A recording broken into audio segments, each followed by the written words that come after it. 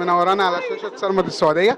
يعني الاول اطلالات مبهره عبر مواقع السوشيال ميديا بتتحسدي. انا خايف عليكي، والله انا خايف عليكي، للدرجه دي؟ اقسم بالله هتتحسدي. لا لا ما تخافش، انا محصنه.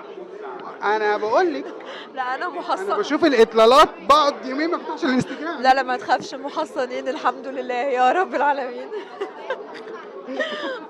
طيب قولي لي بقى، انا عارفك من 5 سنين كده كنت في مهرجان القاهره السينمائي، وانا توقعت ان انت تبقي نجمه، والحمد لله انت النهارده اهو بطوله فيلم، بطوله يعني خلاص يعني الكلام عدى الجمال. شكرا ميرسي العفو. جدا. يعني الحمد لله انا مبسوطه جدا بصراحه ان انا شاركت في فيلم زي ده بنسيون دلال. بس دي اول هو بطوله، بس مش بطولتي انا، هو بطوله نخبه كبيره يعني من الممثلين.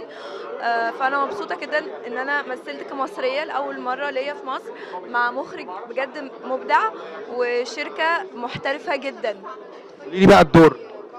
دور شيرين بنت كده لذيذة، واثقة من نفسها، عارفة هي عايزة ايه وحابة توصل لايه، وخليكم بقى تتفرجوا تشوفوا الباقي. عملت كام قصه في الفيلم؟ عملت ايه؟ كام قصه في الفيلم؟ عملت حوارات كتير. انا عارف. عملت حوارات بلاوي. حوار مع عمر ولا ما كنتش؟ لا لا لا لا. طيب قولي لي بقى، هتفضلي تكملي في الانستجرام زي ما انت ماشيه كده، ولا هتخفي شويه ونهدى شويه؟ لا لا مش هذا، مش هخف، والحمد لله محصنين زي ما قلت لك.